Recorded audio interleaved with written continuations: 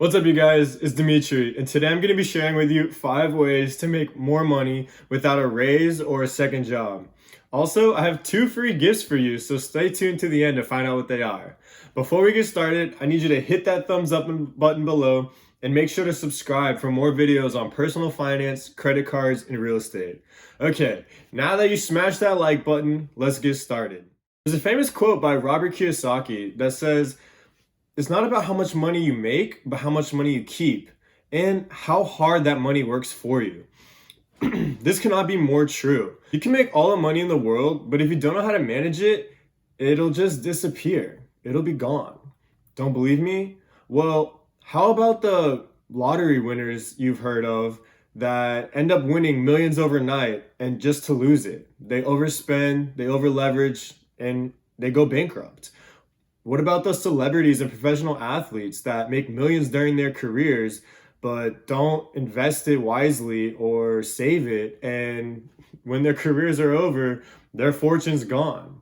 A recent example of this is Johnny Depp, who you might know from the Pirates of the Caribbean movie series as Captain Jack Sparrow.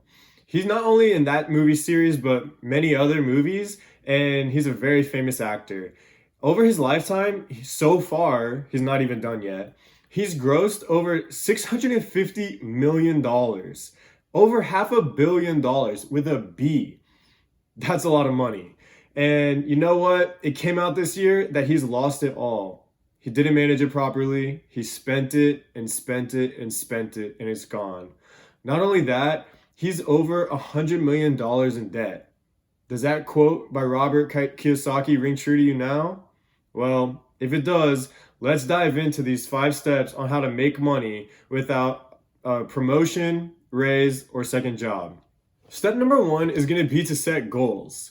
Setting goals is my favorite step because once you achieve them, a fire grows in you. You have accomplished something. Something that you set out to do and worked so hard at is done and is past you. Now you have that inspiration to go forward and achieve more. Goal setting shouldn't be daunting or discouraging. It really should be inspiring and uplifting. Some goals that you might have are to go on a dream trip. It might be to buy a fast car. That's one of mine. It might be to get a house, help your family, help others, or just do something you haven't done before. Goals are personal. They're up to you. And that's why it's the number 1 step. By setting goals, you have something that is close to your heart and that is motivating for you to work towards and to manage your money well, to keep more, to make more. So, what are some of your goals? Let me know down in the comments below. Step number 2 is going to be prioritizing investing. Investing is something that everybody needs to do, and not everybody does. Also, investing is something that not a lot of people know about. So if that's something that you don't know too much about, YouTube has plenty of videos on investing. Now, be sure to watch a broad range of people and speakers or read a variety of books because everybody has a different opinion. And if you want to get my opinion, go ahead and subscribe. I'll be putting out videos on investing as well. Currently, a great way I love to invest is through Acorns. The reason why is because when I have my money in a savings account at the bank, they only give me a 0.01, approximately, that's the average, interest rate on my money. Well, the rate of inflation, the amount of money, the percentage rate that money devalues year over year is between 2 to 3% in the United States. That means $1 today is going to be worth 97 cents in a year. So by getting a 0.01 percentage rate in the bank account is basically losing me money. So I do encourage having money in a bank. Obviously, your checking account for daily use, but your savings for emergencies and other funds that you might be growing. But in reality, it's great to have your money invested because it grows at a higher rate. And whenever you invest, I always recommend a long-term view. Having a short-term view, nobody gets rich overnight. It just doesn't happen. And if it does, and you don't know how to manage your money like the lottery winners, you're probably going to lose it.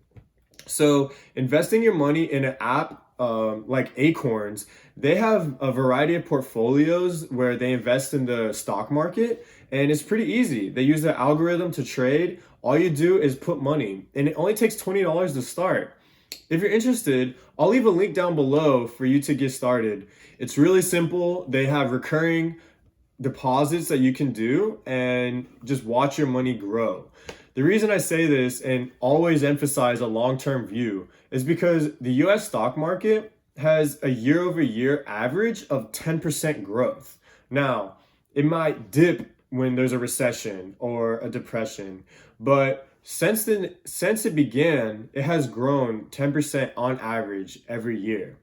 That's a lot better than inflation of 2 to 3%, where you're going to make a 7% marginal difference positive on your money. Way better than that 0.01% in your savings account. So not only is Acorns, which invests in the stock market, a great option, but my favorite way to invest is real estate. It takes a little bit more money, sometimes a lot, but that's going to be my main focus when I invest. There's lots of other ways to invest as well, including investing in yourself. So be sure to research up on that and figure out the ways you like to invest. And always diversify, because you're never guaranteed to make money when you invest in anything. It's just not a guarantee. But by diversifying, you lower your risk in those investments. Step number 3 is to make a budget. I know. You hate me saying that you need to make a budget. Why do you think everyone says that's a great way to manage your money? Because it's true. When I was growing up, I used to think a budget was constricting. I used to think it was the reason why we couldn't do stuff. I would want to go on a trip. I would want to buy this. I would want to do that. But if it didn't fit in the budget, it wasn't going to happen. And now that I'm older, I realized the only reason we could take vacations, the only reason we had money for me to buy new basketball shoes or go do XYZ with my friends was because we had a budget and those things fit in the budget. Had my family not had a budget that we stuck to, we wouldn't have had enough money for all the fun stuff that we wanted to do, to take an annual, or sometimes if we were lucky, biannual vacations. I mean, a budget is more so to help you create freedom than to constrict you and tell you, no, you can't do this. It's really, once you change your mindset, it's a more of a positive thing than a negative. It'll help you also reach those goals we set in step number 1. By setting your budget and allocating a certain amount to savings and investments, that's a way that you can slowly step towards your accomplishing your goals. A great way to divide up your budget is the 50-30-20 rule. This rule says that 50% of your income post-tax should go to your necessities. It should go to your housing, your bills, your your transportation, your health, and your food. Anything that is essential should go in the 50% bucket.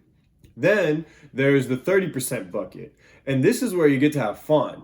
This is your fun money. It's for your wants. It's for those extra things. It's for dates. It's for travel, going out with your friends, things like that. That's going to be your 30% of your post-tax income.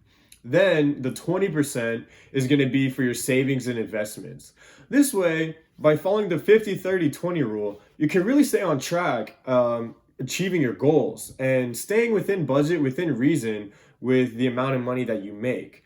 Also, by being more focused and having a budget, you're not going to be just losing money without knowing where it went. Have you ever gone a week, 2 weeks, and you're just itching for that next paycheck? That's the worst feeling. That's the worst feeling. You get your paycheck, then 1 week later, you're just scraping by that second week, waiting for the next one.